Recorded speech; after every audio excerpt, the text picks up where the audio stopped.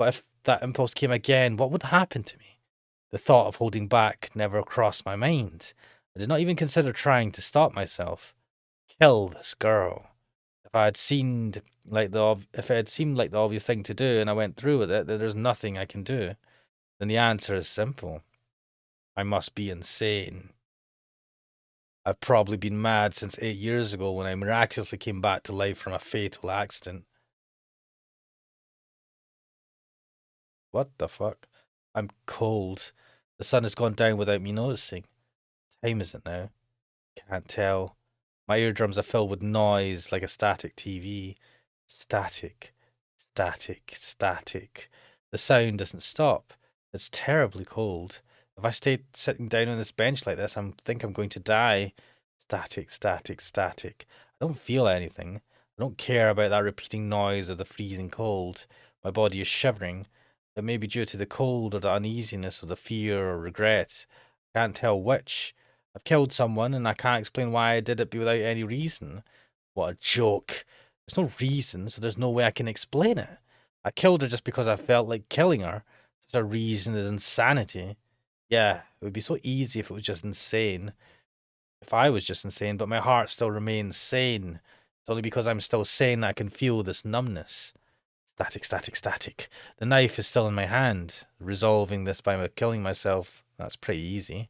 But I can't do it. I'm still sane, so I can't do it. My heart fears death. And somewhere in my heart, I know that doing so will not settle this or atone for it. The noise continues. My body temperature continues to plummet. I can't kill myself.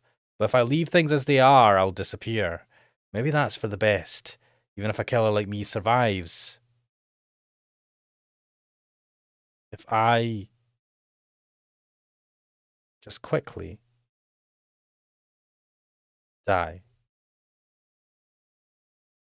Like this. Tono-kun? Suddenly my name is called. I raise my head. There's Sempai. It feels like decades since I last saw her. Oh, this is different. Oh, this is a bad time to see me. Holy shit. Larry Katai is saying this was made with Red Bull consumption in mind. Probably. Concentration boost. This game has problems. Went to battle with full Wi-Fi. 6 reception, the stream lowered to 114p. What the hell? It's not even like we're like streaming at a high refresh rate or something.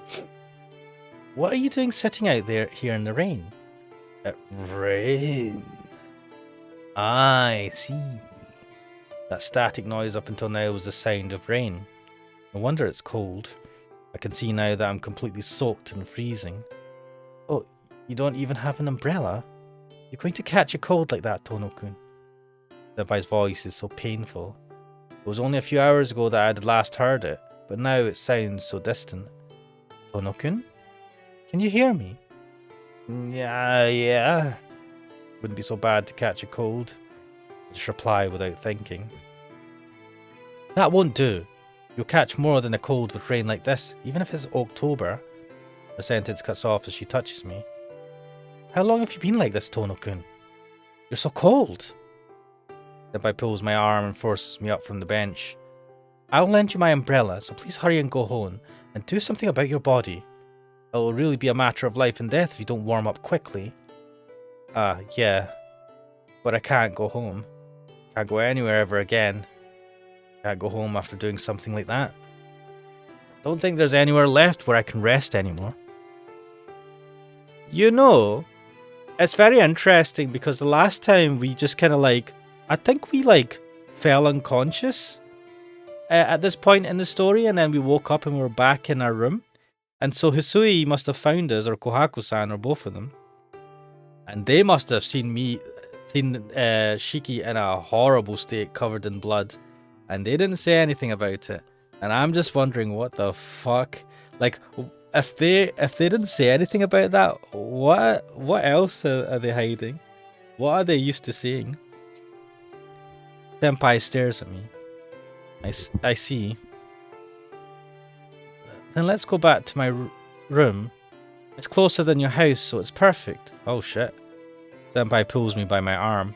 I don't know if this would be a good idea. You just killed someone. I can't shake her off. Can't think about anything at the moment, and Senpai's warmth is the only certain thing in this world where everything feels numb.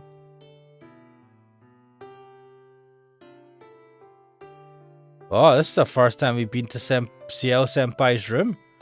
Senpai's room is a common one-room apartment in a two-story building. It's one really small, cramped room the size of 6 tatami mats and one kitchen. Oof. As one might expect from Senpai, the room is a neat one. The trivial fact relaxes my numbed nerves just a little.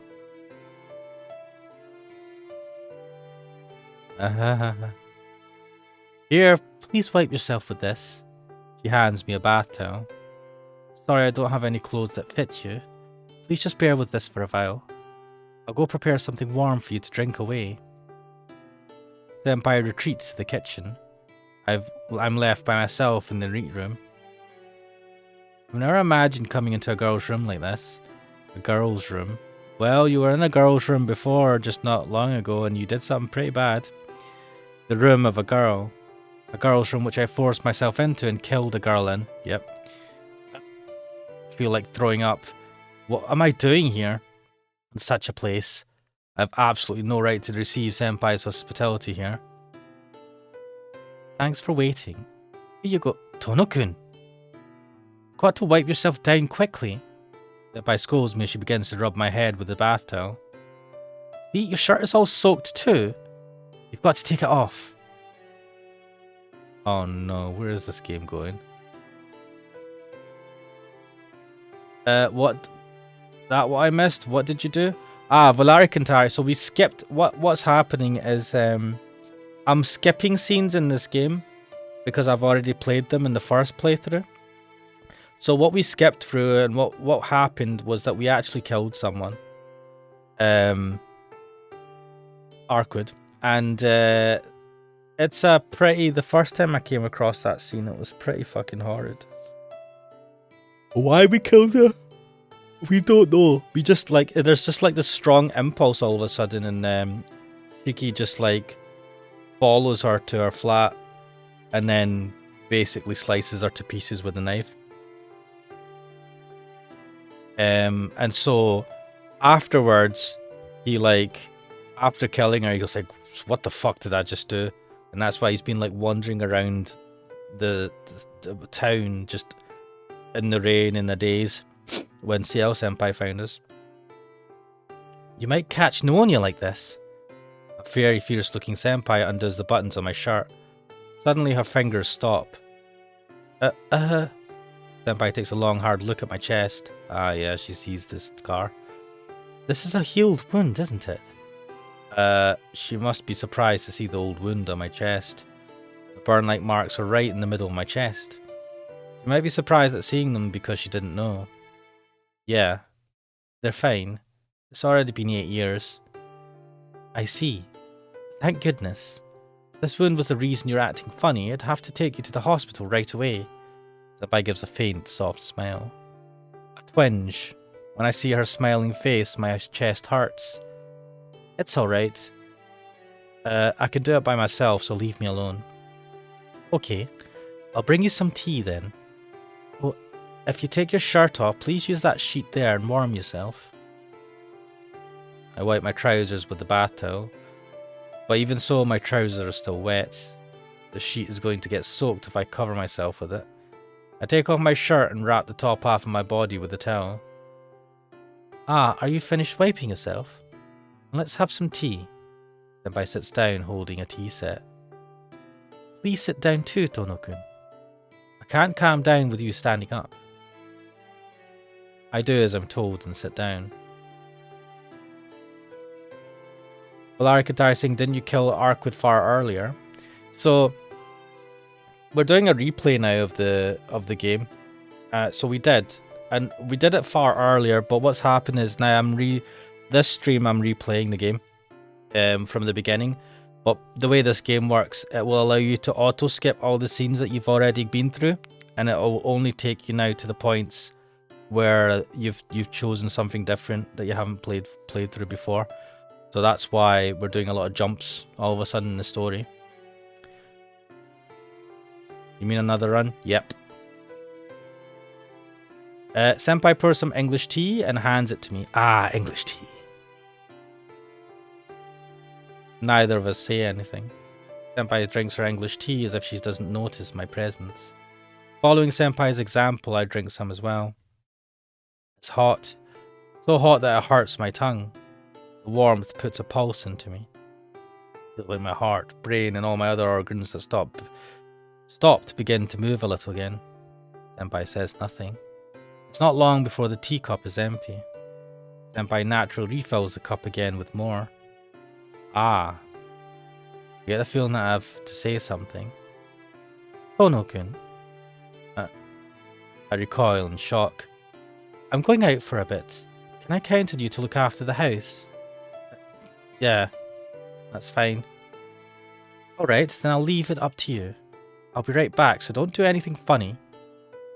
I wonder how serious she is. Smiling as she speaks, Senpai leaves. I'm alone again. The warm something I'd felt up to a moment ago is quickly cooling down. Senpai didn't ask me anything. She takes a person like me into her room and looks after me like it's the natural thing to do. Though I didn't notice. The warmth of the tea, the neatness of the room. What is many, many times more comforting than those things is having someone beside me. My chest hurts. A little while ago I preferred to be alone, feeling nothing. But now I become uneasy just by her absence. I want to scream like I've gone crazy. What arrogance. I'm a murderer after all. Don't have any right to Senpai's kindness. But I'm selfishly wanting Senpai to quickly come home. I'm home, Tono-kun. Damn, that was fast. Thanks for looking after the place. Is it Senpai? It seems Senpai has bought all sorts of things. There are several plastic bags hanging from her hands. Let's see, please wear this for now. It's cheap, but it's better than wet clothes. By the way, the bath should be about ready now. You should feel a bit better after relaxing in there for a while. Eh? Senpai neatly prepares everything. My change of clothes, a bath. This person is... Even though there is no need to do so for a person like me. It's okay, Senpai. I'm going home. Can't cause you any more trouble. What are you saying, Tono-kun? You said you can't go home, right? I've already bought food for two, so please take responsibility. Responsibility? Senpai? Please warm yourself up, eat dinner, and get yourself together before you go home. If you just go home with a face like that, I'll be so worried I won't be able to sleep. My chest hurts. Happiness. I'm so happy I'm about to cry, but on the other hand, I'm in fear of her kindness. Why? Yes? What is it, Tono-kun? Why'd you go so far, Senpai? I don't have any right to be treated kindly by you. I killed someone. Can't have someone taking care of me. I'm hopeless. I made a very big mistake just then and I ran away without taking responsibility. I was even considering just dying. I'm trying to cling on to Senpai. That's sin. The life I took with my own hands. I'm trying to make it something that didn't happen in my mind. The mistake I made is unforgivable. No, I don't think it should be forgiven. That's why I'm hopeless. I have no right to be treated well by you here, Senpai. Senpai sighs. It seems you're convinced that you're a bad person, Tono-kun, she answers simply. Senpai grasps the truth lying deep within me. But that just shows you have no confidence in your own actions. You know you made a mistake, but you don't understand whether it's good or bad. That's why you have no choice but to drive yourself into a corner until things become clear to you. No, that's... I don't know. But yeah, I'm taking in the fact that I did it, yet I still don't understand why. I've killed someone and that makes me a bad person. Maybe I've just been forcing myself into the role of a villain as I try to confirm where my sins lies. I don't know what your mistake is, and to put it bluntly, I don't care. Mate, Senpai, I think you should care. You say you have no right to kindness, but that's just your point of view. I'm not being kind to you for your sake, so please don't worry about it. Well, I mean, I'm doing this because I want to. It has nothing to do with your circumstances. It may be a bother to you, but please just think of yourself as having been caught by a mean-spirited senpai and give up. Saying this, Senpai smiles. That soft, protective, faint smile. I could hear the sound of rain. In the end, I couldn't shake off Senpai's kindness after all. She lets me use the bath and prepares pajamas for me. She treats me to dinner and she lends me a bed because it's raining outside. I'm about to go to sleep like this. Damn. Did she get are you sleeping on the floor? What bed? Her bed? Is she sleeping on the floor? My throat feels blocked. Senpai is taking care of me so much my senses feel numb. During dinner, she spoke cheerfully like she always does. She raised all the usual topics about school, about the many shops in the business district, and so on. Although I couldn't give her even one proper answer, every time I responded, I felt a little bit of myself coming back. Right now I'm sleeping in Senpai's bed and can't stop thinking about Senpai, who's sleeping on the floor. Wow! Fucking hell, Ciel Senpai is, pretty awesome. I don't know what he's done to deserve this, though. What a turn of events. I killed someone only hours ago and now I'm getting excited like a normal student. My senses really do feel numb. I didn't think I could ever be showered in happiness like this ever again.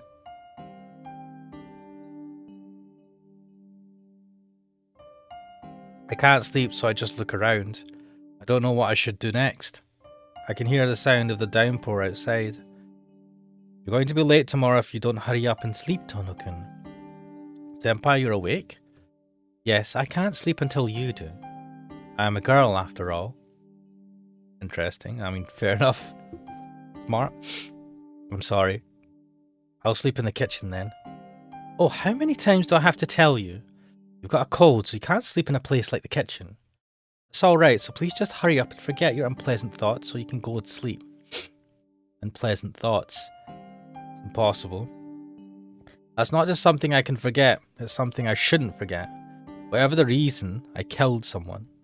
To forget about the person I killed would be a sin deep beyond imagination. No. I can't just gloss over my sins, Senpai. I can't forget about them and I won't try to. But thanks. You really helped me with all sorts of things today. I really might have died if I stayed like that. That would be running away. If I really think I had made a mistake, I shouldn't deny it. Sins, you say? Seems like your mistake is something unimaginable for me. Senpai speaks in a cheerful voice, like she's telling a joke. There's no such thing as a human who doesn't commit sin. It's not like the world is divided into sinners and the innocent. As long as you're alive, you'll make mistakes. It's sad, but it's unavoidable. To live is to be worn down. We are only beings who influence other things while we fade away ourselves. What? Then you're saying we're beyond salvation? Don't like that story about how everyone makes mistakes. Yes, I guess we can't be saved if that were the case. But you can atone for your sins. There are only people who can and who cannot atone for their sins. I think those beyond salvation are those who cannot atone for their sins. For some reason, Senpai's voice sounds very sad. But you can atone for your sins, Tono-kun. I don't know what kind of mistakes you've made, but you are the kind of person who can atone for your sins. If you're too worried to sleep, then just think about how you intend to live and atone for your sins from now on. It's a really hard thing to come up with, so your brain is sure to tire out and you'll fall right asleep. I don't know how serious she is. I don't know how serious she is, as she seems to be throwing jokes into the mix. I can atone for my sins, huh? But Senpai, my mistake is definitely one that can't be atoned for. That's something I can say for sure. That's right. No matter what form it takes, sin cannot be atoned for. If you injure someone, the sin is not gone even if you heal the wound, is it? No matter how hard you try, you can't erase the mistakes you've made. I think atoning is not about the result, but it's about the process. That's what I mean by those who atone for and those who don't. That's why you're the kind of person who can atone for your sins. I don't understand. I'm a terrible person. I'm not the great person you think I am. I can easily see that. I was really moved just then. You have a terrible wound on your chest, right? Yeah, but what about it? You must have had a serious accident to get a scar like that. Scars tend to distort your mind. A wound that size, which doesn't disappear, is a little out of the ordinary. But you're a very natural person. Anyone with that kind of wound who can lead a normal life can be proud of his own strength. You must have had a very proper childhood. Satisfied, Senpai concludes her musings and falls silent. I can hear her even breathing if I strain my ears. Are you asleep, Senpai? There is no reply. I can only hear the sound of the rain from outside. Atone for my sins, huh? A punishment to fit the sin I had committed. I guess they'll find the body of the girl I had killed tomorrow, and there'll be a new serial killer story in the news. I can't even begin to count the things I'll lose when that happens. It'll be trouble for Akiha for sure, and I'll never be able to talk to Senpai like this again. But if that would atone for my sin, then I have no choice but to accept it. If I can atone for my sin with that, then there might be salvation somewhere. Feel a little sleepier. I don't know about tomorrow. I don't know if I can be forgiven until the moment my sin is discovered, until the moment I'm confronted with my sin. I wish I could keep living this kind of life. Whomp. There's a noise coming from nearby. I don't feel like waking up at all, but I lazily open my eyes in reaction to the noise. What the fuck? Senpai is changing. Uh-oh. Wait, I've not been giving any warnings. It's still the middle of the night. There's no light coming in from the window. Maybe the rain stopped. It's very quiet now. Senpai is taking off her clothes. Wait, what the fuck? Wait, let me prep myself. What's going on here? What a shame. If I wasn't in such a deep state of regret over the murder I've committed, or half asleep, I'd be able to fully appreciate how sexy Senpai looks. Right now, though, my head doesn't seem to function properly. Senpai's eyes look lifeless. Uh-oh. More importantly, there's something strange. What is that? Oh, shit. What's going on here?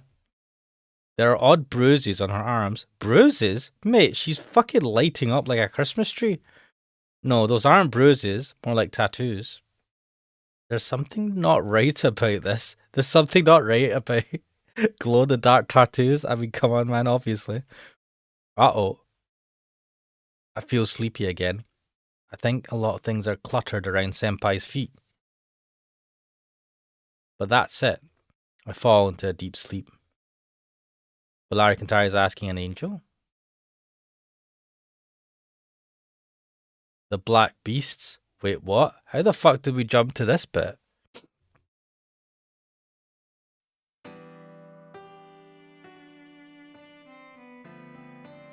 So we've gotten to section 3, the black beasts. Let me see where we are in the chart. Where the fuck? Blah, blah, blah, blah. Alright.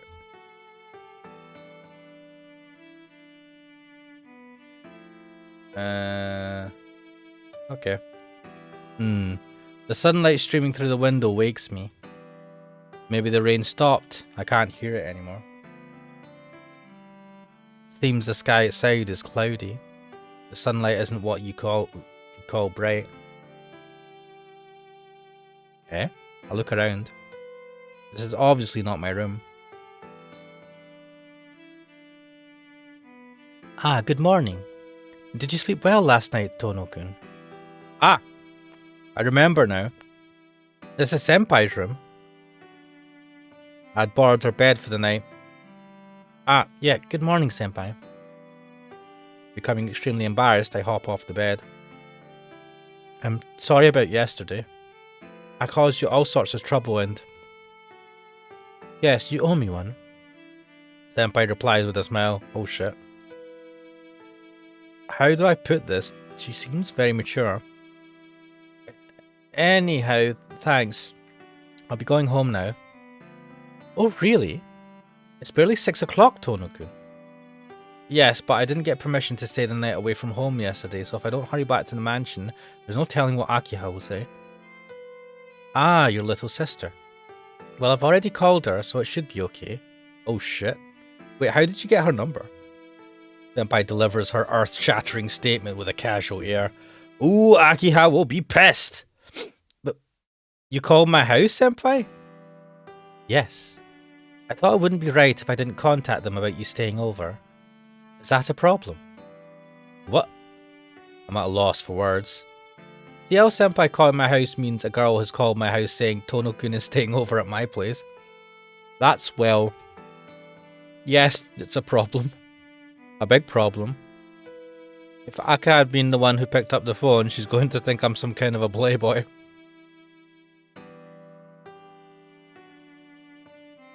Given the severity of the Tono household, I don't even want to imagine what would happen if she found out about that sort of thing. Tono-kun, did you really hate staying at my house that much? No, that's not it. It's just that my house is really strict. It's definitely not because I don't like you, Senpai. Flustered, I tried to explain the misunderstanding. Ah, she's just teasing you. Senpai closes her eyes sadly. Is it because I caused her so much trouble last night? I feel so bad when I see her make an expression like that. I'm telling you, that's not it. I'm really grateful to you, Senpai. I'm feeling much better now, and if you hadn't been there for me last night, I don't know what would have happened to me. Yes, you're right. You look like you're back to normal now. I don't know what happened last night, but I'm glad you're feeling better. Suddenly, Senpai gives the biggest smile anyone could possibly give. Eh? I was just joking. Even I wouldn't directly call your house. Wait, you're joking about that? Why? I asked Inui-kun to call your house and tell them that you were staying with him last night. Smart Senpai. There should be no problem with that, right? Yeah, that should be no problem, but that was kind of a mean joke, Senpai. I thought my heart was going to stop. Yes, I'm actually pretty mean. Pick on the ones you like, right? Eh? Ones you like? Then that means... But it's true you should go home early. Please hold on for a second. Senpai rummages around in her drawers for something. Here you go, Tono-kun. It's a little gift for you. Saying that, Senpai hands me an old-looking ring. A little gift? What is it, Senpai? It's a protective charm. You seem to be dangerously spaced out a lot, so please hold on to it. Yeah, I'll take anything that's given to me, but alright. I'll take good care of it. Accepting the ring, I put it in my pocket. Alright. I'll see you at school. Peace. Senpai sees me off with a smile. That smile is one I might never see again. Oh yeah, because, yeah, we might go to jail forever. The woman I killed might be found already, and police might already be at the mansion. But I can't run away from it.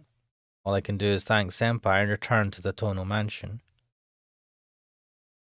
To say the results first, the mansion is as it always was. Okay. Welcome home, Shiki-san. As I enter the lobby, Kohaku-san greets me with a smile. Yeah, I'm home.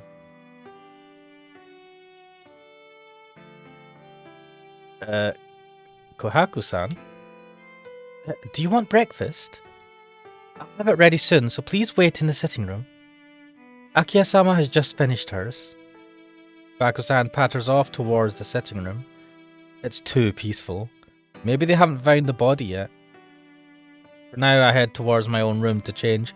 That is usually a joke. Maybe they haven't found the body yet. Oh my god. So bad. Isui is in my room when I return. Good morning, Shiki-sama. It seems you have returned. Yeah, just now. Listen, Isui, do I have a spare uniform? The one I'm wearing now is soaked from yesterday's rain. I understand. I will have one prepared immediately. So he bows and silently leaves the room. Have one prepared immediately? What? Do they just have like bunches of spare uniforms for him? After changing into the uniform, Hisui brings me, I head toward the sitting room. A disappointed looking Akiya is sitting on the sofa in the sitting room. Oh, good morning, Nisan. Wait, it's Nisan and Nesan, right? Yeah. It seems you have returned.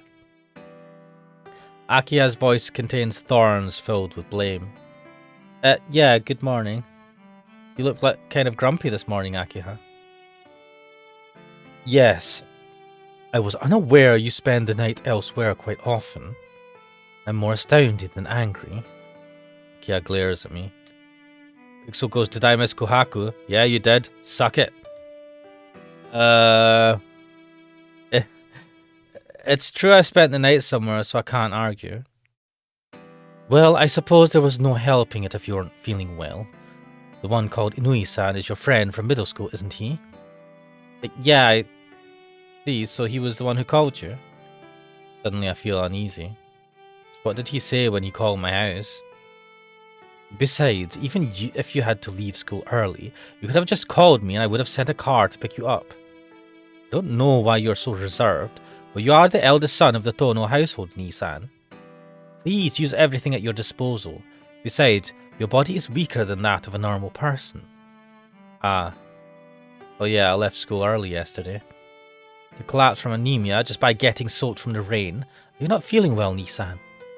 Shall I have the family doctor examine you and send you to and from school in a car from now on? I see. So that was the reason I was supposedly staying at Arihiko's house. Nothing for you to worry about, Akiha. I go to the hospital once a month like I'm supposed to. Taking me to school by car is just going to dull my body even further. There's no need for you to be that insensitive about my body, though I'm glad you're worried about me. That's not true. I'm not worried about you at all, Nisan. Akiha subtly avoids looking at me. Yeah, my arse. Shiki-san, it's ready. Oh, it's Kohaku. I can hear Kohaku-san's voice from the dining room. Right, so I'm going to get some grub. Oh, Nisan, please refrain from taking in such an unrefined manner. Talking, sorry. Akiha shoots me a sharp glare. Ah, you're acting normally again. That's how you should be, Akiha. You don't have to worry about me, so just relax. He says the man who... Oh, look at this expression. You are so persistent. I'm not worried about you, Nisan. Akiha quickly looks away. Looking at her with a faint smile, I go to the dining room. I killed a person. I'm a bad man. Please take care. Saying the same thing as she always does, she continues to stare at me. Shiki-sama, what happened to you last night? Nothing in particular. I collapsed from anemia when it started to rain on me. I'll be careful from now on. I am not placing any blame on you, Shiki-sama, but you look like you are pushing yourself this morning. Please take care along the way. So he makes a deep bow and sees me off. Oh man. I tried to act as normally as I could, and although I didn't give myself away to Aki and Kohaku-san, it didn't seem to have worked on Hisui. I wonder if Hisui is worried about me. It's hard to tell when she looks so disinterested all the time. Yeah, really is hard to gauge her. Today might be my last day of school anyway. I'll try to spend it as I always do, so I won't have any regrets.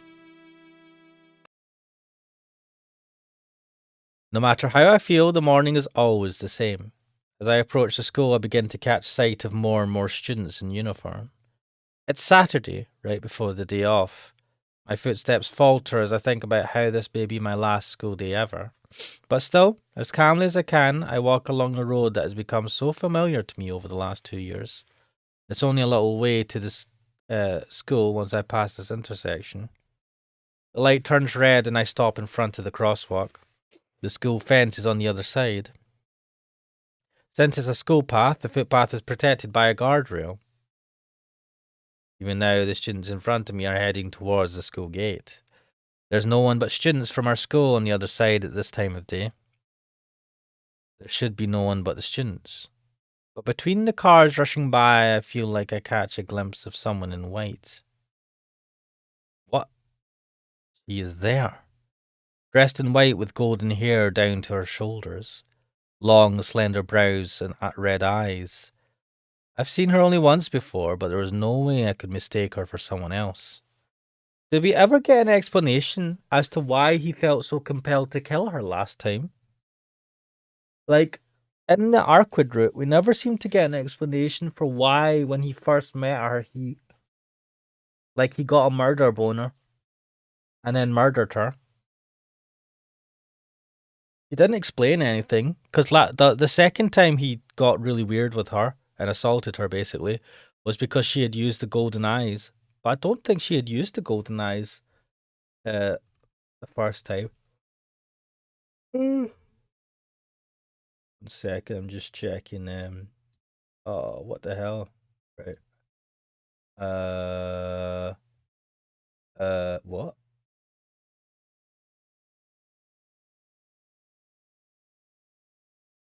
Hmm. Hmm.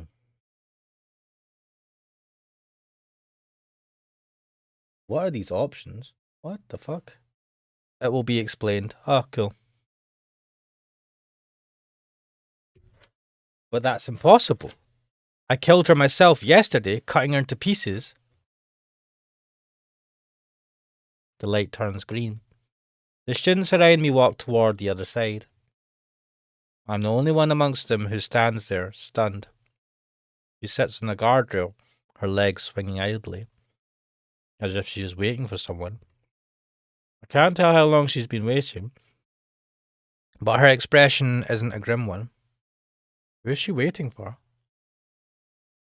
She fidgets restlessly as if she were waiting for her lover. I have a bad feeling about this. Ah! The girl in white looks over in my direction. It's probably nothing more than a coincidence. She's just a stranger who looks like her. She must be waiting for someone else. If not, then this moment must surely be a bad dream too. After all, I completely and utterly killed her with my own hands. But she's looking this way and smiling. Looking very satisfied that having found the person who killed her, her smile seems to say, "You've finally come." Giving a familiar wave and a smile, she hops off the guardrails. God, I love Arkwood. Fluttering her hair, she heads toward me. Don't come. This is a bad dream. The light turns red. Don't come near me. It doesn't even look like she cares, walking straight across the street while the cars pass by. There's only a few meters between us. I'm telling you not to come. The reality before my eyes does not change even when I scream out. Screaming in a voice even I don't understand, I run from the girl in white. He's like, ah! I run. I run with all my strength. No regard to embarrassment or shame, I blast through the passerby, running full speed across the asphalt. My breathing is wild and my heart screams out. But still, I run. I feel like I'm going to go crazy if I don't. I look behind me. The girl in white is walking towards me. She's definitely following me. The girl I've killed is chasing me. That's more than enough reason for me to run.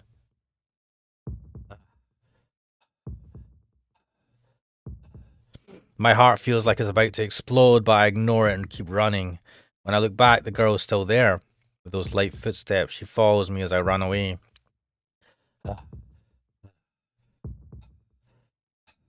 My head droops down, my arms feel heavy, my legs feel like they're going to tear off. But despite that, I'm running with all my strength, and yet I can't get away from someone just walking after me.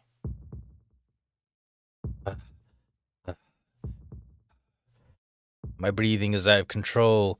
I think I've already run several kilometers, but even so, when I look back, she's always there, walking towards me. Naturally, like she's taking a stroll, she falls right behind me. Ugh. It's not funny, but I begin to laugh. I can't stop laughing, but even so, I run. My body complains that I'll die if I run anymore, but I keep running. The reason is simple. If she catches me, she'll kill me for sure. I ask myself what I base that on, trying to shake it off as mere imagination. But even as I try to console myself, I am the one who knows it's best. It's true. There's no reason, no basis, no evidence. I already know that if she catches up to me, I'll be killed. Ah! Pathetically, I collapse to the ground. I fall forwards not because I tripped, but because I simply can't move my body a single step further. Lying there collapsed, I somehow managed to crawl my way to the wall. I tried to pull myself up against the wall, but it's no good. My knees lose their strength as I try to rise and I collapse back down. My body won't move anymore. I look up as I breathe. It hurts. I don't have enough oxygen. I can't think properly because of it. I can't even tell what I'm doing anymore. I don't know why I'm doing this. Why? Why? I don't even know why the girl I've killed is alive. Unmistakably, I've utterly and completely killed her in the most final way imaginable. So why? How can she be waiting for me in front of my school, smiling? I'm sure I killed her. That's right. I'm sure I killed her. I'm sure I killed her. Sure I killed her. I'm sure I killed her, so why? Oh, is the chase over already? With light footsteps, she comes into the alley, shrugging her shoulders in disappointment. Hello. You really gave me some trouble yesterday. With a warm smile, she comes into the alley. I've got to run away, so thinking I retreat, only to hit my head against a concrete wall. The chase is already over, right? This is a dead end after all. There's no need to worry about anyone coming along or interfering. She smiles, looking very happy. Panicking, I look around at my surroundings. A desolate alley. I'm disgusted at how stupid I am. To run away here is like asking her to kill me. It's been a long time. 18 hours since then, I finally found you. She takes another step into the alley. You... What? I definitely... Yes. I'm the girl you killed yesterday. I'm glad you remember. That's got to be a lie. There's no way that can happen. Don't be ridiculous. Dead people can't be alive. That's true, but there's no need for you to be so surprised. I just revived, that's all. With that curt response, she takes another step, the sound of it reaching my ears. The distance between us is gradually decreasing. Revived? Stunned, I repeat her phrase back to her. Revived? You mean some doctor saved her with some surgery? Don't be stupid. There's no way any human could revive from being cut apart like that. Yeah. Then again, I'm not human. Huh? Her words are so simple, there's no way I could have misinterpreted them. I'm not human. That's what the girl in front of me said. You're not human? Jeez, isn't that obvious? Do you think there's a human being out there who can revive after being cut up into pieces? There's no way a human like that could exist. Something like that is just a monster who looks human. Something that revives even when killed. Something that death is irrelevant to. Something that quickly returns to normal and starts moving even after being cut to pieces isn't something you can call human. No way. That seems to be the girl right before my eyes. I tried to laugh, but my throat is so dry I can't. What the hell is that? It's not exactly a funny story. Besides, there's too many things in the story that aren't funny. Because definitely, if she's not human, it explains why she's alive even after I've killed her. I start to calm down. It's a situation where I've got to observe everything and think it over. You said you're not human, so what are you? Me? I'm called a vampire. To put it in your terms, I'm a monster who lives off human blood. That's good. Vampire is at least something I can easily understand. I see. You're a vampire. She smiles in satisfaction to indicate her assent. What a crazy reply. I've heard that vampires can't walk around during daytime, but I guess that's a trivial matter right now. So what does this monster want from me? For some reason, she recoils as if surprised. After a moment, she puts her hands on her hips and looks at me irritated. Have you forgotten what you did to me yesterday? Even though you didn't want me, you cut me apart the moment we met. Sorry, even though you didn't know me. Got to be pretty used to this to ask me what I want with you now. She looks more disgusted than angry. Right now, that's how I feel too. Because someone I've killed is complaining to me about me killing her. Wait a minute. How was he able to slice her but not kill her? Because he sliced, like in the Arquid route, he sliced a bunch of other people and killed them.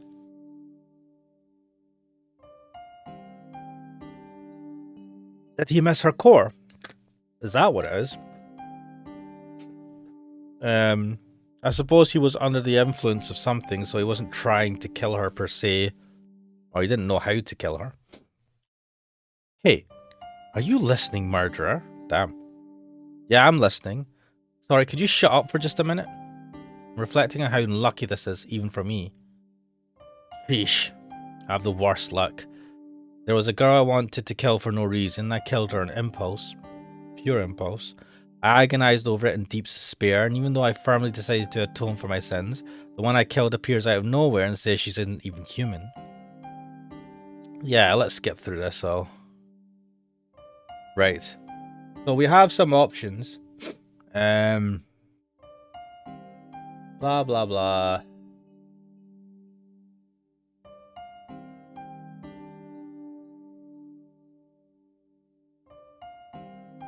What to do, what to do. I don't think any of these have an effect, right?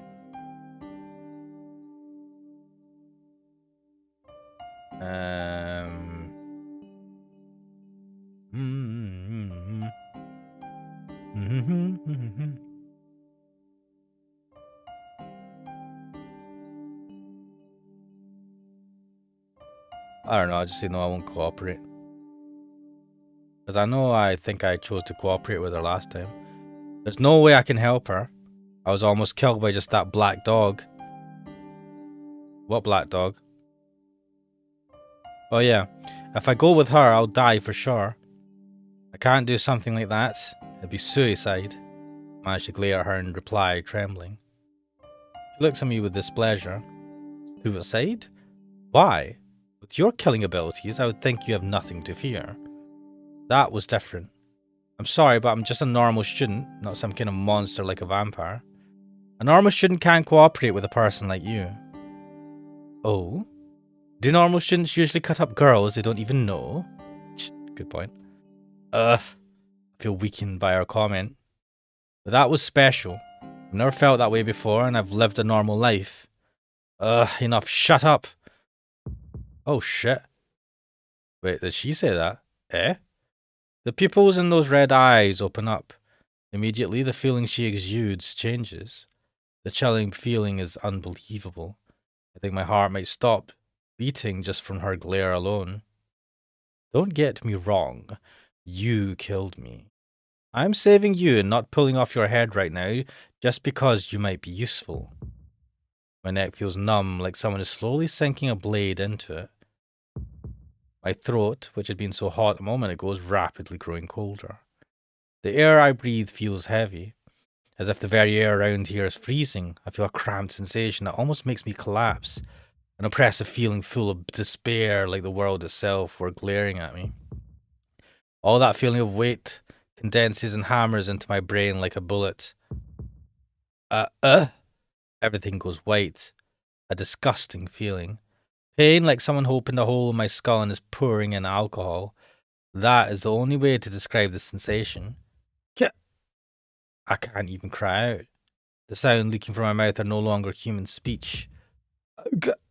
My heart is breaking apart. My memories are crumbling.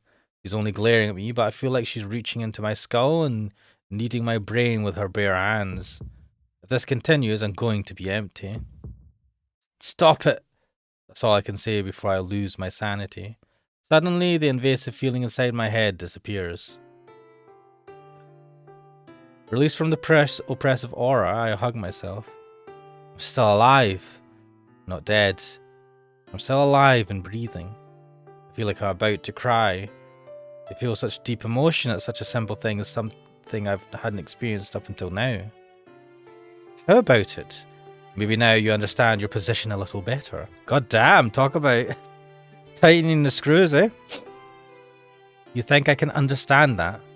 All I can do is look up, tremble, and grit my teeth. There's only two choices. You cooperate with me or you don't. Simple, isn't it? All I'm asking you is whether you want to live or die. My voice doesn't work properly. Only my basic survival instincts help me to avoid death by nodding in reply. Alright, then our contract is established. Where did all that anger from just a moment ago disappear to? Speaking in a cheerful tone, she extends her hand to me. Oh, I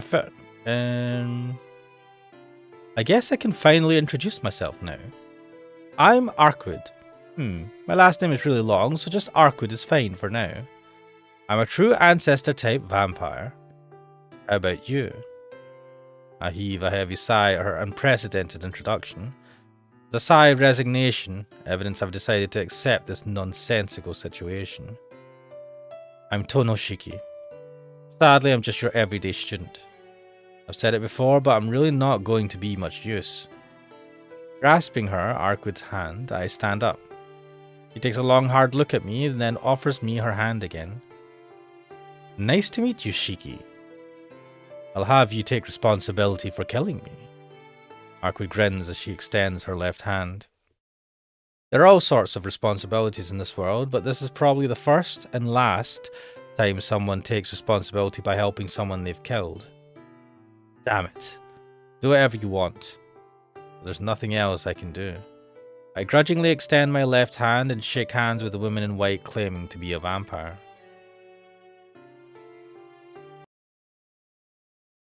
As we walk out of the back alley, she, Arkwood, knits her eyebrows and gives me a suspicious look. Hey, Shiki. Are you Christian by any chance? Oh, wait, it's the ring, isn't it? I have no idea what she's talking about. Christian? Oh, fuck off.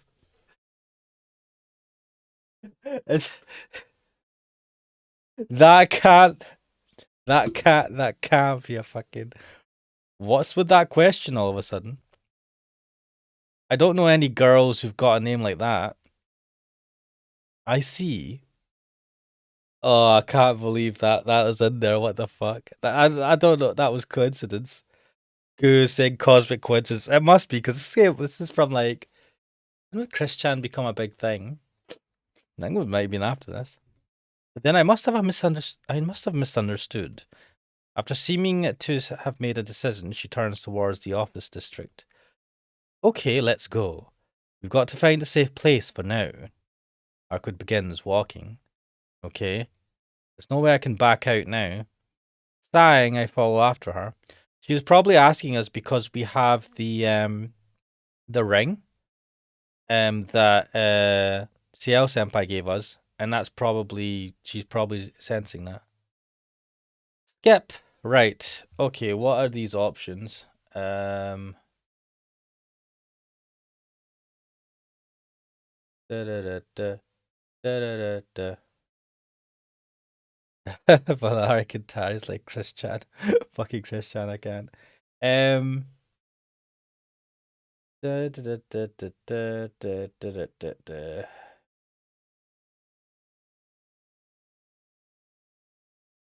think.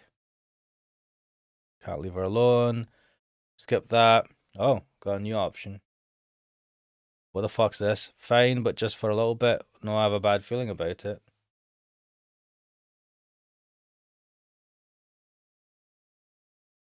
I don't know what the fuck this is a choice for.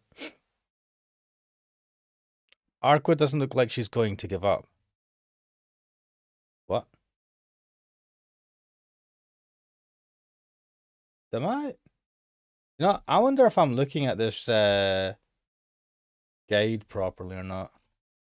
Damn, man, the Arkwood route is well fucking long. The main one we took. Blah, blah, blah.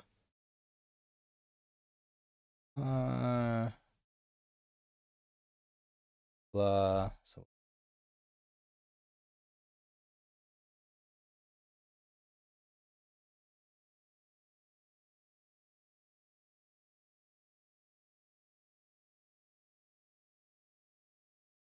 What the fuck?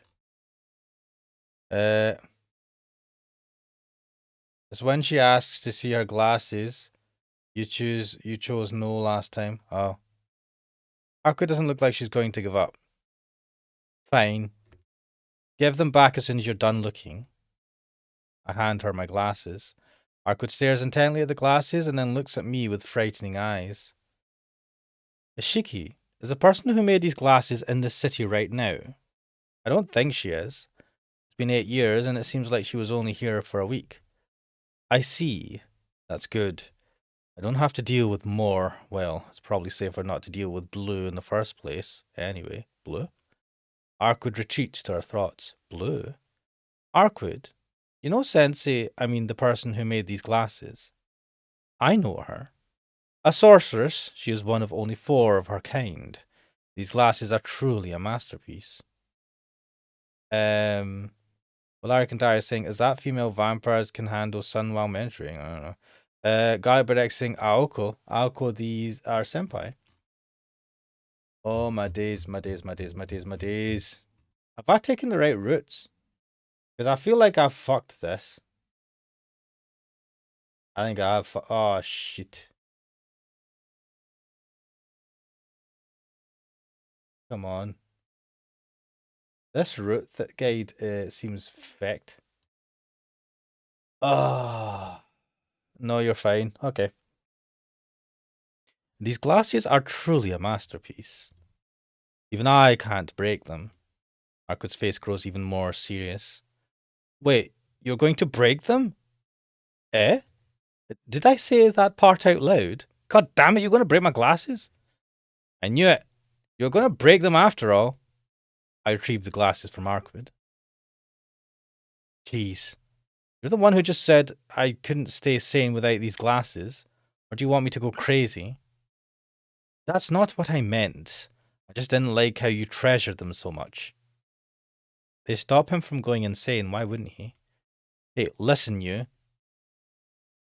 Jeez. Somebody please tell me how a mind like hers works. It's true my memories of Sensei are precious to me, but more importantly, I can't live without them. If I were to see those lines 24 hours a day, I think I'd die from the headache before I went mad.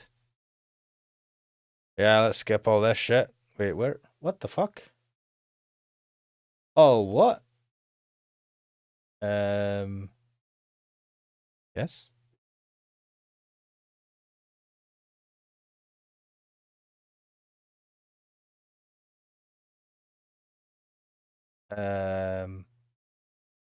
Shit. So I should go and check out what's happening because I'll stay inside the room. I'm not going to stay out soon. Alright, I've decided what to do from the very beginning. Taking a knife out of my pocket, I walk up to the door. Wait, we did this last time. Shiki? I'm going to check things out. Don't leave this room until I come back. I step out into the hallway, shaking off Arkwood's look that she wants to say something. We did this. No one's in the hallway. I couldn't hear from inside, but the hallway is noisy. It's not that this floor is noisy. Rather, the noise is coming from beneath my feet. There's some kind of ruckus. Alright, we've done all of this.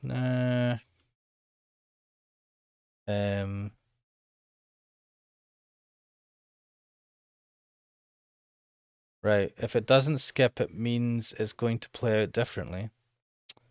Okay, the noise from downstairs is like the sound of ocean waves, noisy and yet so very solitary and active. My fingers gripping the knife feel numb. A chill runs over the back of my neck. There's something near my temple. Pain emerges from the back of my eyes. Enduring it, I walk down the hallway. It hurts. My eyes hurt. My head grows heavy and I feel a drifting sensation like I'm about to collapse right here.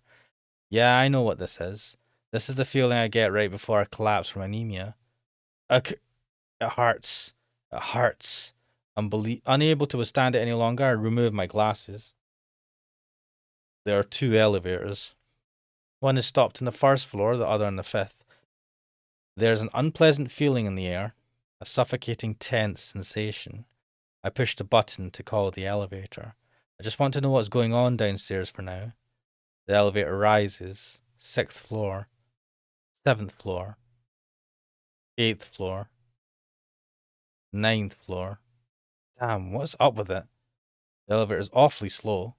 Something, a shapeless shadow-like premonition of something fatally, irrevocably clings to me. 10th floor. It's one more floor until the elevator reaches this one. Hurry up. My breath catches. I realize all the noise I heard from below is now long gone. With a ridiculous electronic ding, the elevator arrives. The door opens. There is no one inside. The interior of the narrow steel box is surprisingly clean and tidy. I enter and press a button for the 10th floor. Wait, we're taking the lift? Oh, this is different. With a heavy noise, the elevator descends. Just one floor down, but it feels awfully far. The current floor display shifts to show the 10th floor. Finally, suddenly the world is engulfed in darkness. What? Darkness. Total darkness.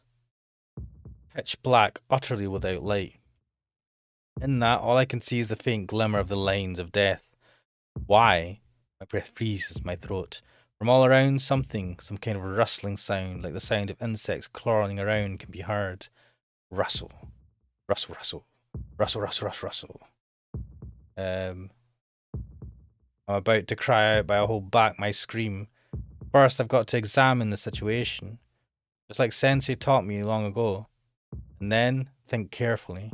Taking a huge breath, I manage to calm my thoughts. I see a blackout.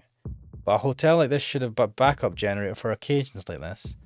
Something must be wrong with the cables. If even that's not working. Rustle, rustle, rustle. Gripping the knife, I tense up. The sound of the crawling insects is coming from around the elevator.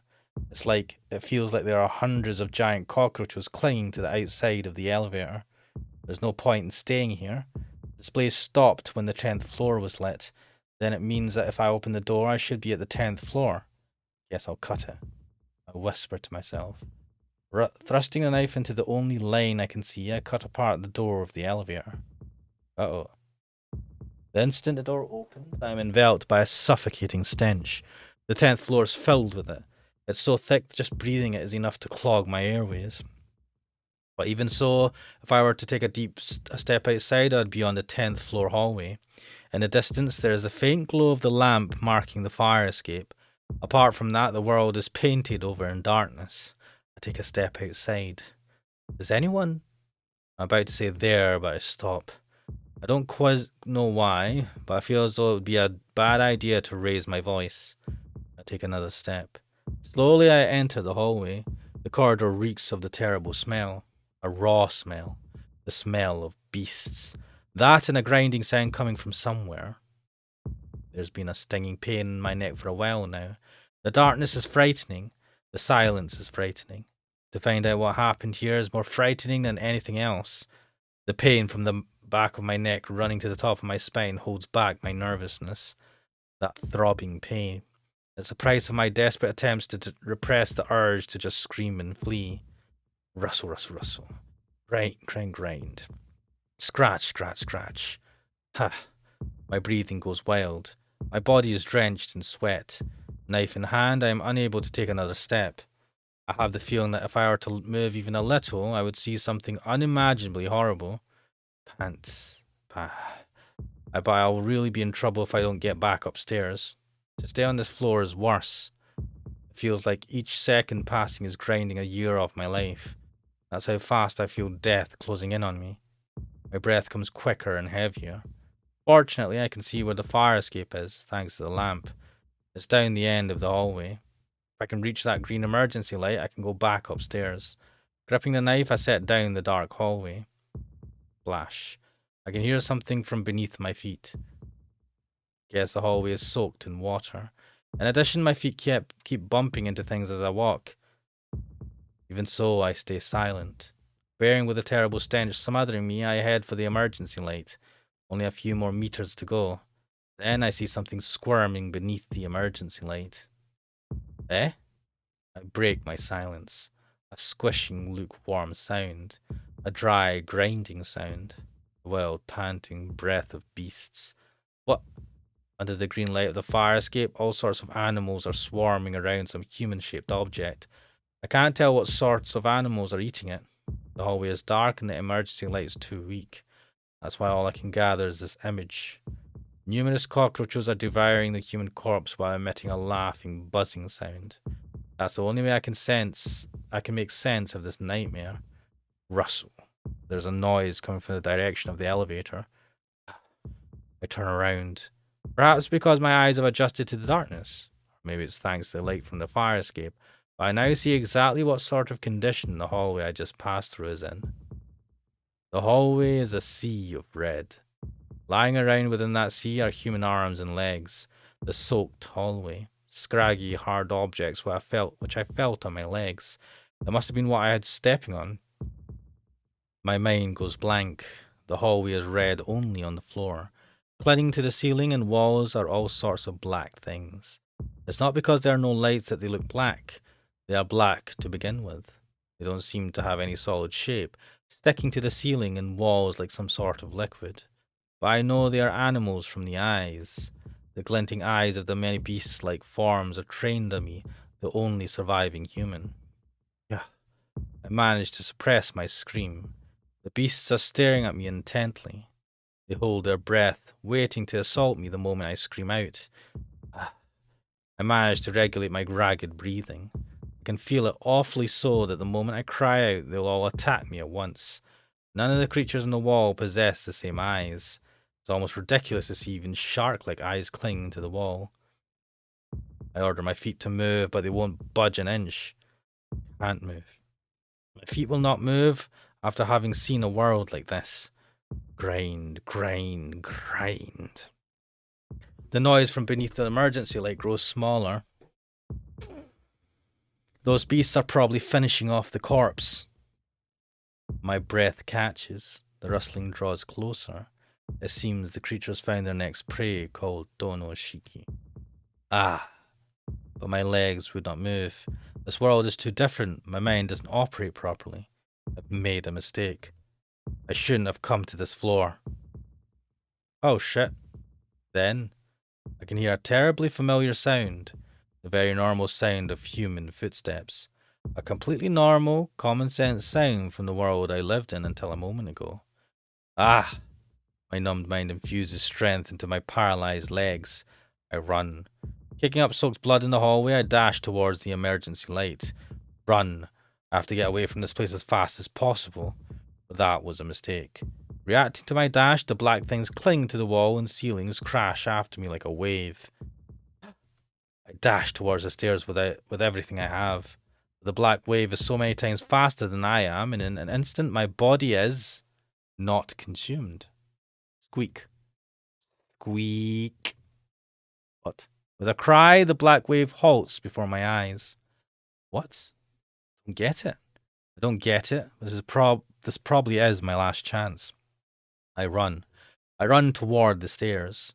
Instead of running towards me, the beasts beneath the emergency light are heading towards the elevator I was just in, towards the sound of footsteps. Ahead of the animals, I can hear what sounds like a kitchen knife slicing vegetables. A human silhouette is slashing the black animals. But I don't have time to discern its identity. Using my hands and feet, I rush up the fire stairs like a dog. Climb back up to the 11th floor. The surroundings are still pitch black, but here there is no trace of that stench. The raw stench of beasts' blood and entrails. I manage to get up, and tracing along the wall, I walk back towards Arkwood's room. The lights come back on. The floor is still as it was before. The only thing that's different is me, splattered here and there in human blood. My pants are completely red, as if they had been crimson to begin with. Red flecks are all over me. My arm and chest, even my face. That's how it was. I should have realized it was when I was in front of the elevator, the moment the noises from downstairs ceased. At that point, there was no longer anyone else still alive. What was that?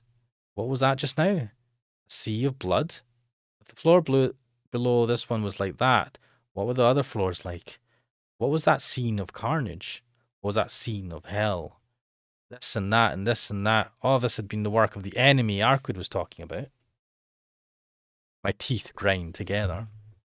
They clench together so tightly it feels like they're going to shatter. My body is still trembling. My consciousness is still numb. But more than all of that, I can't accept that spectacle. What was that just then? What, all those incomprehensible animals devoured all the guests staying on the lower floors? Had they all been killed and eaten? One-sidedly, pointlessly killed without a chance to argue, escape, or even call for help? You've got to be kidding. Got to be kidding me. I clenched the knife tightly, and then, with a cheerful electronic ding, the elevator which stopped in the 10th floor reaches this one. I turn back to face the elevator, now about 10 meters down the hall. The door opens. Within are 2 black dogs. I see. You guys came after me. Huh. I grip the knife with both hands. Black dogs burst out from the elevator. They break into a run. Of course, towards me, the last spray. Oh, hello. Ha! The black dogs are coming for me. On their bodies, I can see an infinite number of lines, and on their foreheads, the point of death. Without hesitating, first I stab the dog that leaps at me in the forehead. The black dog falls to the floor without even giving a scream. It melts into a black liquid. After that, the other black dog bounds towards me. It leaps. Its speed belies all human comparison. It doesn't even take 2 seconds to cover the 10-meter hall down the hallway. I line up the knife again, but not quickly enough. The black dog opens his mouth. That mouth is filled with fangs, so many times sharper than the knife I have, and they're aimed straight at my throat. Accurate and fast. The instant I realize they are drawing upon me, the fangs bite into my throat with a crunch. I die. But that's not right. I can't be killed by something like this, and I refuse to die. This tragedy would not cause me to hesitate. A hot summer's day. It happened long ago, 8 years ago. I've seen something even more terrible. Thrust. I thrust my knife into the forehead of the black dog, biting into my neck. My arm moved just before the black dog ripped through my throat. It was done rather perfectly, even for myself. Like a machine whose sole function is to cut, I plunged the knife into the dog's forehead without any useless or wasted movement. Because that is where the first dog's point was. Normally, even if the brain is destroyed, the muscles try to execute the commands they've received from the brain. The black dog would have probably ripped through my throat even if I had simply pierced its head. Well, normally that would happen. The black dog is dead. Death is a complete stoppage. At the point when I killed it, it lost every form of validity. The second black dog also collapses onto the floor. It becomes a black stain on the hotel's hallway. I'm tired. With a thump, I lean my back against the wall and look up at the ceiling. My head hurts. The world becomes a patchwork, and here and there I can see the black points of death. My body is freezing, but my mind is burning feverishly. Right beside me lie the corpses of the 2 black dogs. One of my arms is covered in blood, the other clutches a red knife. Also, there are a quite unaccountable number of dead bodies downstairs. All I can do is laugh. Because this isn't real. There's no way this can be real. At what point did I, with my eyes wide open, start seeing a nightmare? Ding dong. A terribly out of place cheerful sound rings out. Damn it, what's with this headache? I stand up, enduring the pain in my head, and look toward the sound. Elevator? It seems the sound is the other elevator coming up. The door opens. Inside stands a man wearing a black coat. The headache worsens. Yes, I've seen him before. I'm sure I've seen that man before. Silently, he walks towards me. I ready my knife as I glare at him. But he doesn't react at all as he walks towards me. It's as if he doesn't notice me at all. The distance between us shrinks. Just a little more, when there's barely 1 meter between us, the man finally seems to notice me.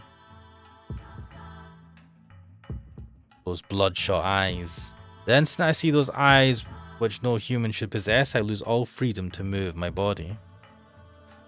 I thought I killed everyone, but it seems like there's still someone left. The man turns and looks at the corpses of the 2 black dogs.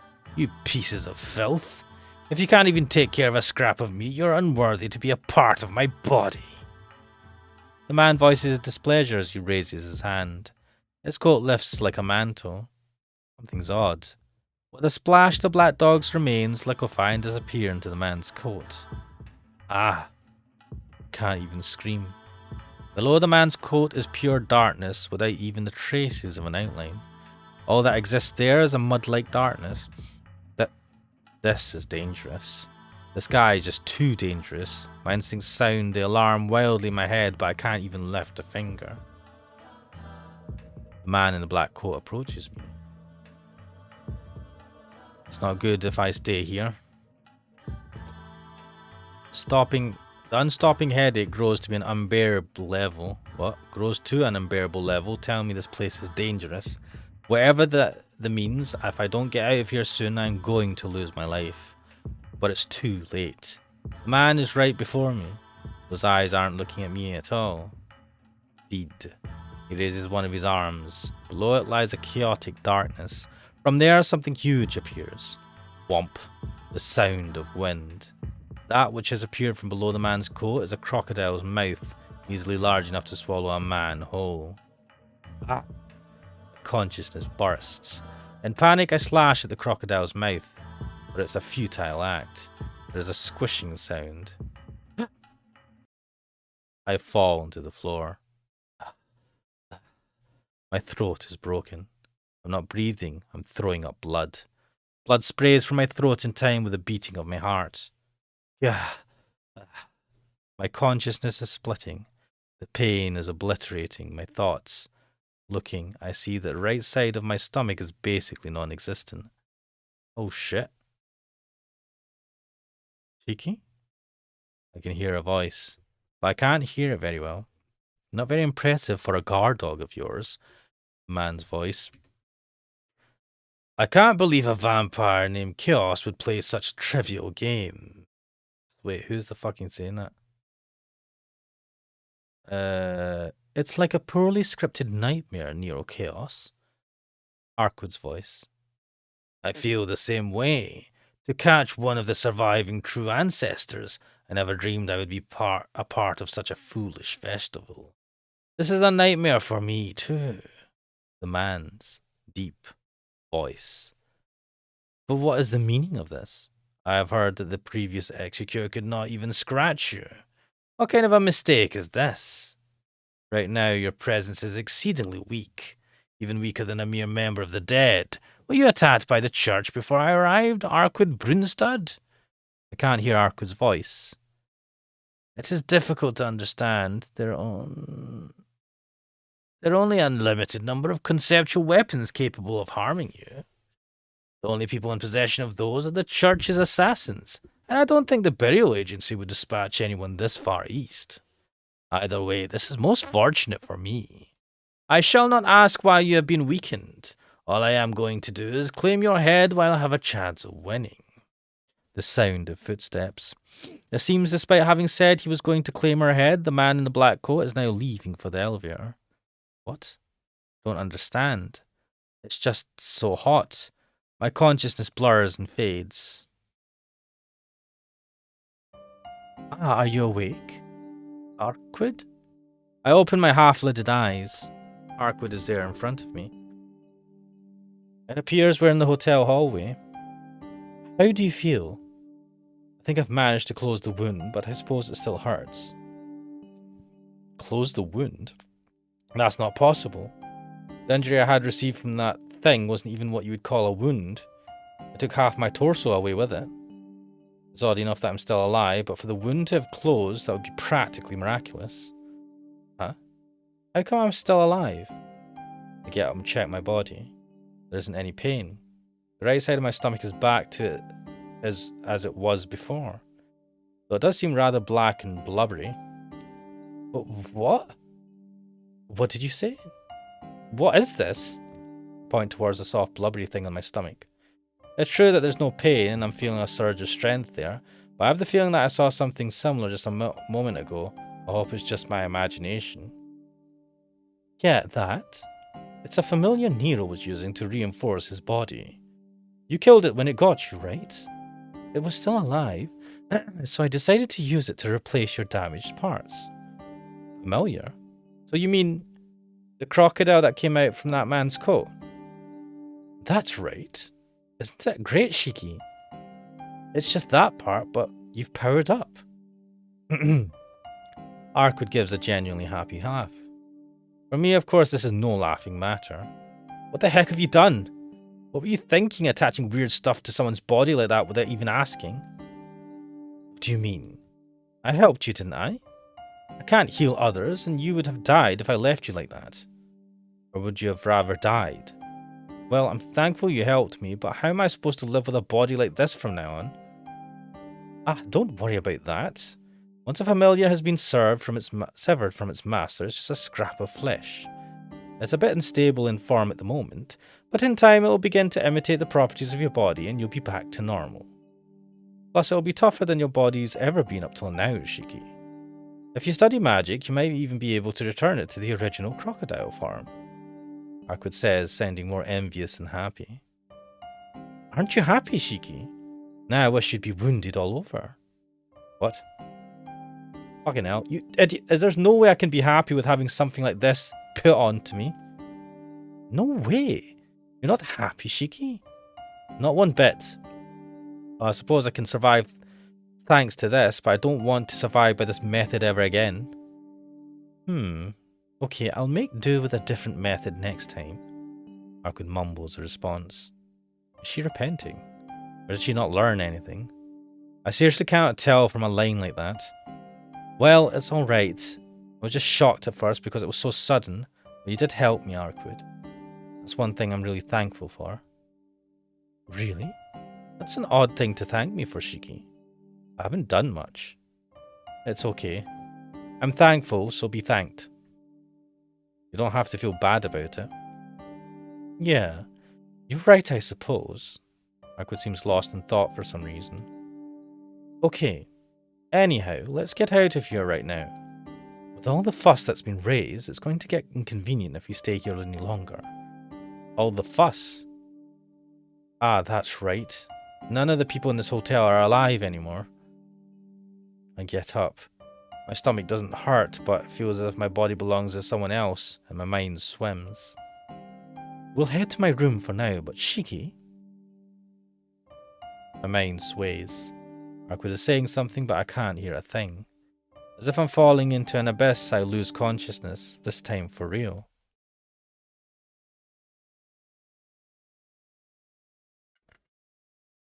The Black Beast Part 2.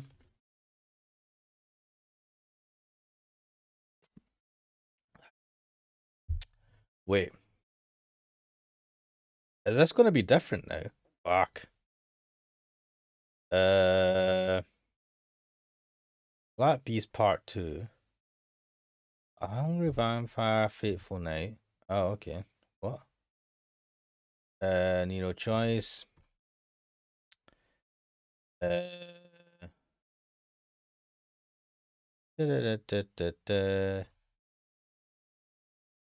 Oh. Interesting. And... Ah, shit. Thump. Right next to me, I feel someone's heartbeat. My eyes and ears don't seem to be working, but I know quickly that it is Arkwood. Thump. My own heartbeat. Maybe it's because of the terror I've never felt before, combined with being on the verge of death. Black. I feel like this thick blood which was hiding somewhere is now surging through my body. Thump. Even though Arkwood's body is cool to the touch, she has the definite warmth of a living being. Just being held like this calms my once raging heart. Thump. My heart beats stronger. Blood containing a strong will that seems to not be mine circulates through my body. But that's odd. How can blood that's not mine stay hidden within me for so long?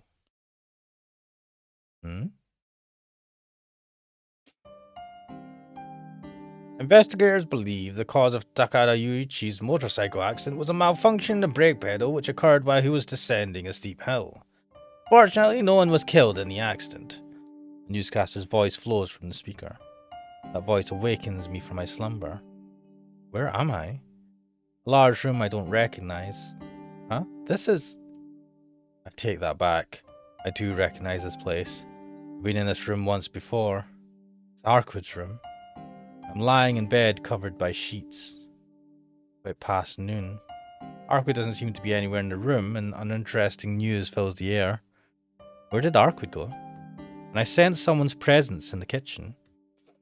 In the kitchen? I get out of bed. Curious, I check my stomach for wounds, but it's perfectly healed. I touch it timidly. If I scratch it, I feel the scratch. If I pinch it, it hurts.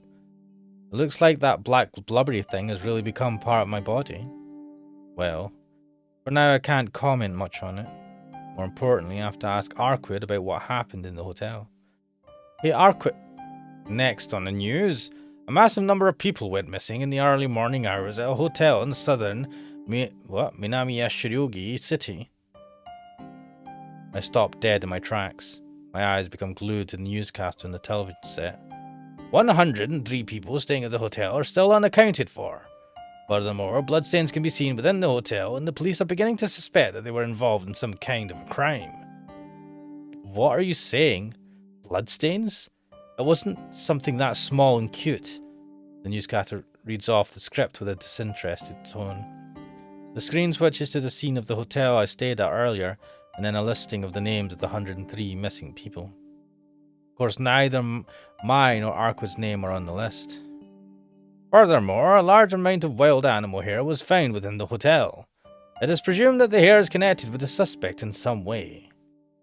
Some of the confirmed hair samples appear to be from a large breed of dog, wolves, and there is also evidence of a bear. There were numerous different hair samples found on the scene.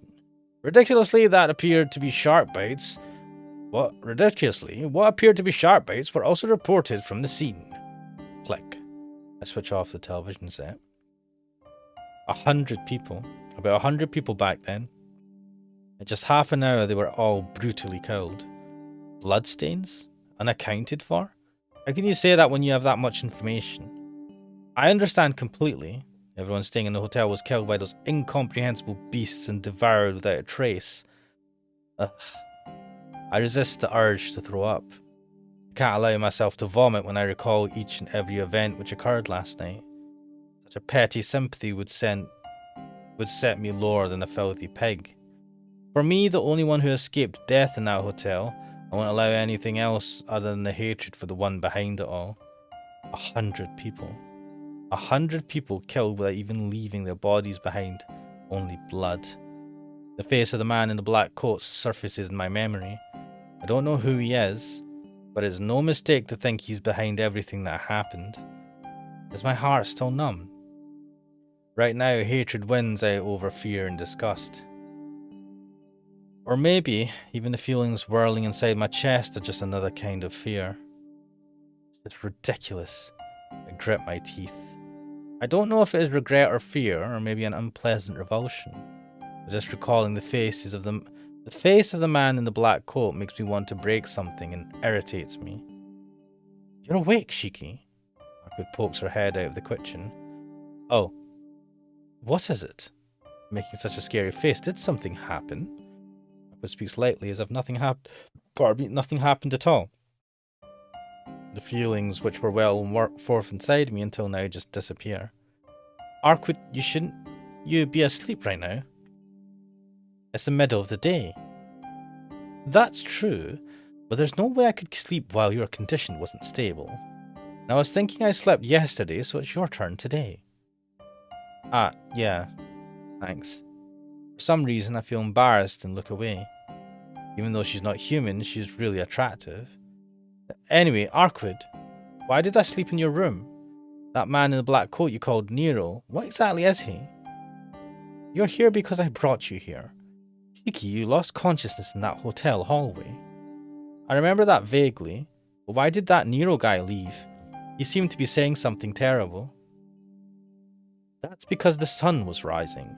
By the time you and I left the hotel, it was above the horizon. You remember that vampires lose their power in sunlight, right? She speaks like she's talking about a third party, but she's a vampire herself. Arquid, you say that, but doesn't that go for you too? That is, you said after I killed you, you became weak, right? Did your body recover a little? Yes, thanks to you. I'm feeling better than I was yesterday. I'm finally able to move my arms and legs around too.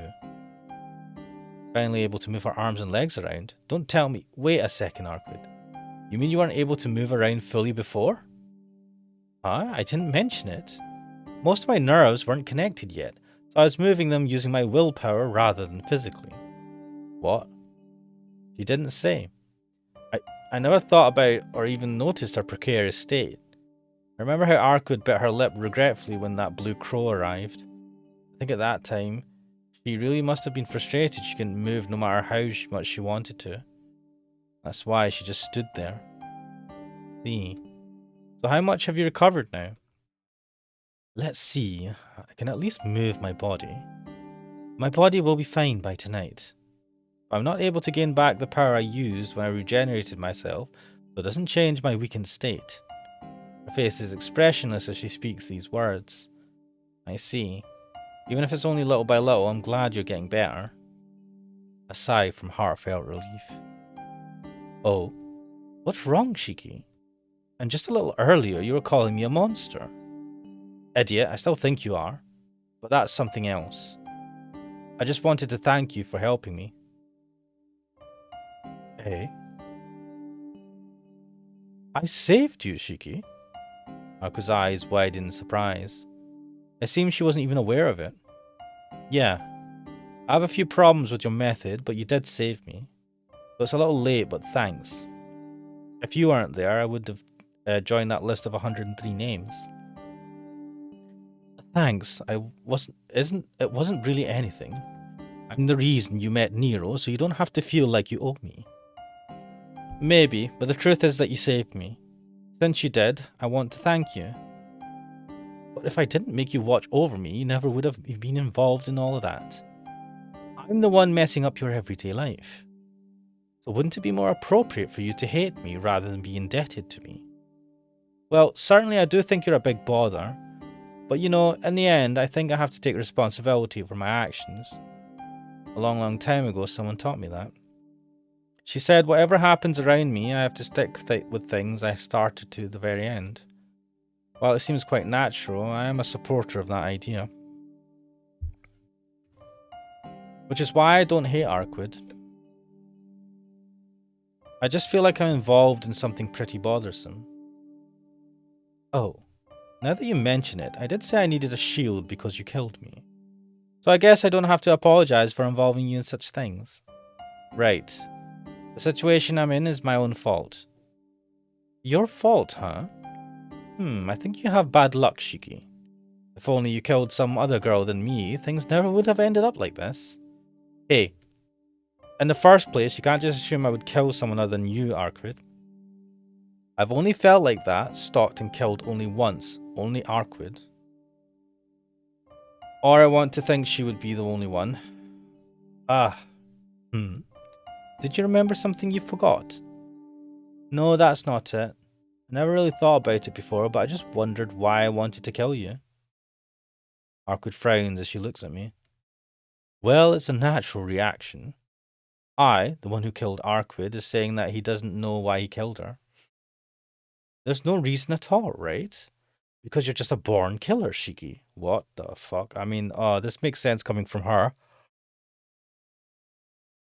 She is literally a born killer. One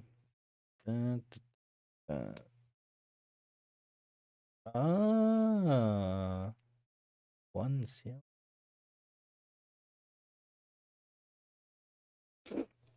Eh? Hold on. What did this woman just say about me? You seemed really used to it when you attacked me. You rang the doorbell, put your hand through the door as it opened and entered. While I was still off guard with surprise, you killed me with your first strike and just finished off by slicing me into pieces. Yeah, your surprise attack was perfect. How perfect was it? A painting of you from that time would have been an unparalleled masterpiece. That's how perfect it was. But no matter how superb a killer, no matter how excellent your technique, the victim this time was a poor choice. I don't know how many people you killed until now, but I think it was time for you to be caught when you chose me as your prey. What's with that scary face all of a sudden? If you want to say something, it's better just to say it. We've never held anything back between us, right? That may be true. I nod and motion her to come near me with my hand. Hmm? A secret? Arkwood approaches excitedly. I bring my mouth close to her ear and clearly state what I want to say. You know, Arkwood. Yeah, what? Okay, ready. That's not it at all, you idiot! Idiot, idiot, idiot, idiot! My shout echoes through the room. I strike her eardrums with full power, not holding back one bit. Ow! Arkwood exaggeratedly covers her ears. I'm ticked off now. What are you doing all of a sudden, Shiki? I'm the one who should be angry. I was wondering why you were asking me all those impossible things, but now I understand. Eh? Understand what? About you asking me to be a shield against a monster and watching over you because you think I'm some crazed killer. Jeez, you're unbelievably mistaken. You thought so highly of me because of that. Look, I'll tell you right now. I'm not a killer or a homicidal maniac. You were the first person I killed. His mouth hangs open. Damn it, she really does seem totally surprised.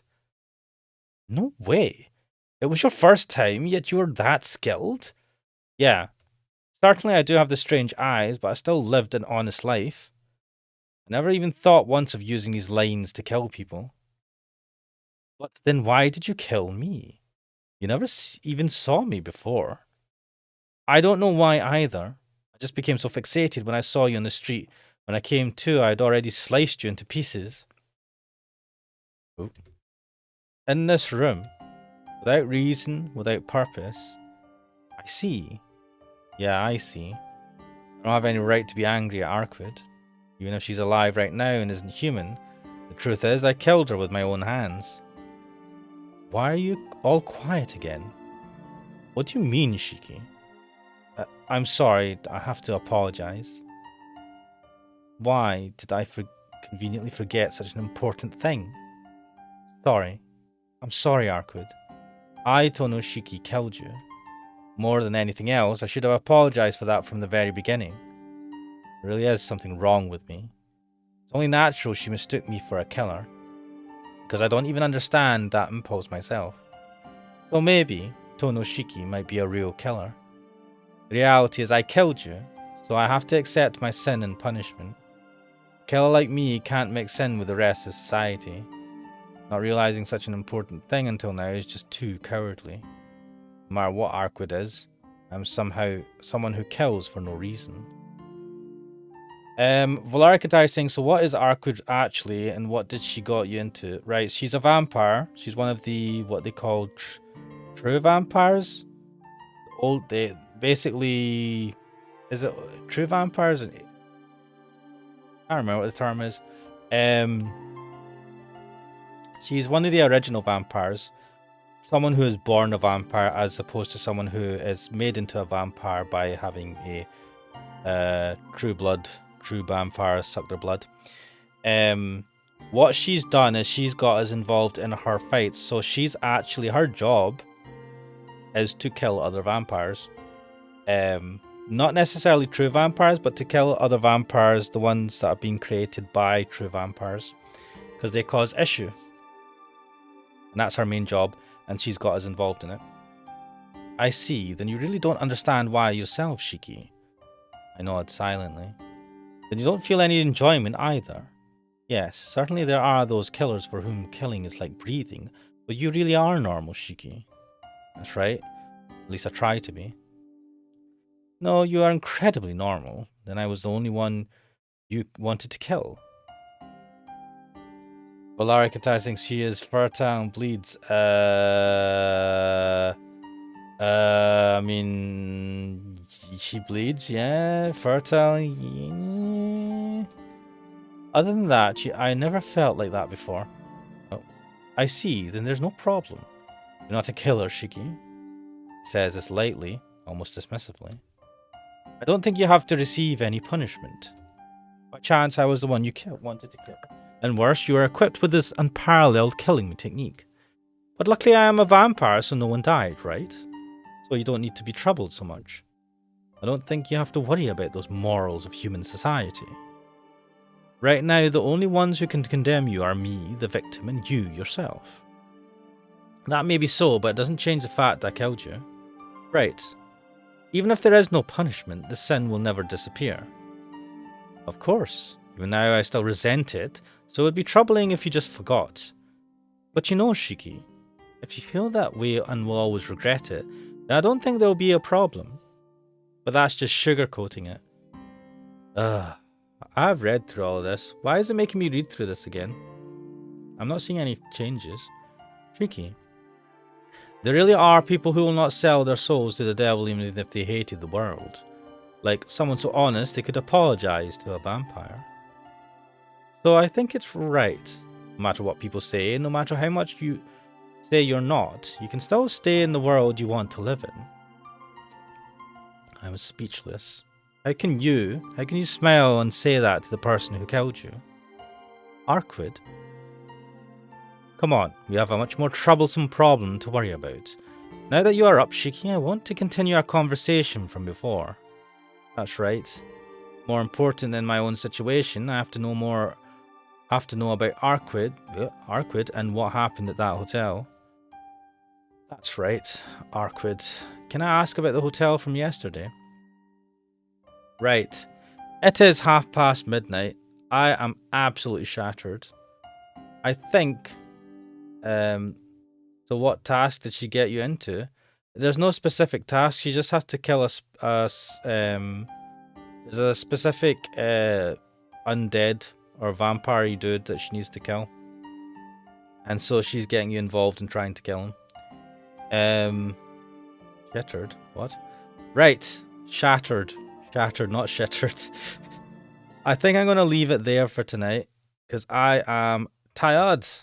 I don't know how Cooksel does it.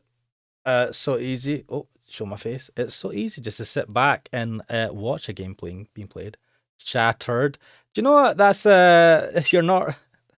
That says the same thing. Shattered. Nice. But we'll leave it there for tonight. For now, we are, I think, on the Ciel route. We have encountered Nero, and we'll continue this route and hopefully get a Ciel route done. But for now, we'll leave it there. It is Friday evening. Well, it's not. It's freaking Saturday morning. Holy shit. I am Shattered. I am Ashmanix. This is Tsukihime. And I'll hopefully see you guys next time. Bye-bye.